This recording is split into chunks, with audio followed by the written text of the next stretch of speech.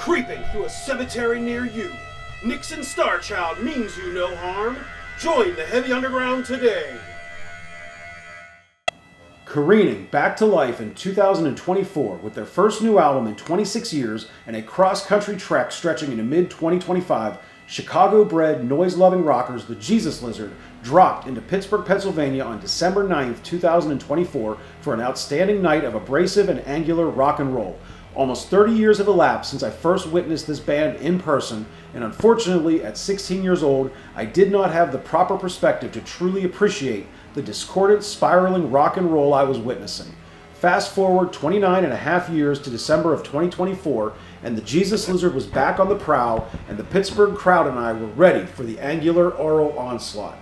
Beginning the night, recent Pittsburgh transplants Spotlights mesmerized the assembled horde with a big booming display of glacial post-metal excursions. Slow-moving moments break into petulant backwashes of noise, sludge, and air-starved melody as the slow-moving and contemplative trio won over the crowd.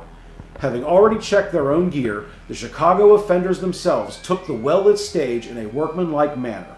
With no spotlights or fanfare, and only a basic light show to set the mood, with an occasional abstract shape or design projecting behind them, the band was content to let their music do the talking. Anchored to the stage, Sims, Dennison, and McNeely provided a formidable backline to their frontman's confrontational style, with a near militant, steadfast delivery, strafing through the songs like a firing line in lockstep. Dwayne Dennison's sinewy guitar riffs hit with a tone like massive bridge cables.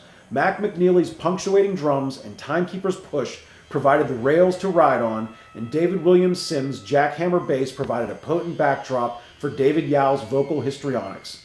The push and pull of the crowd was incessant as the band lurched and surged through their set of abrasive rock. 3 times, David Yow took to the crowd for a surf session while continuing to bellow and screech into the microphone, cable trailing behind, fervent fans holding it aloft like a sacred string tethering him to the stage.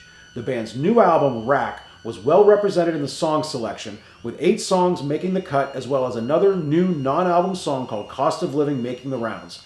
A spiraling run of the band's classic material filled in the cracks, with crowd favorites like Boilermaker, Then Comes Dudley, Gladiator, and Monkey Trick, among many others, inciting a near-continuous churn across the floor of Stage AE.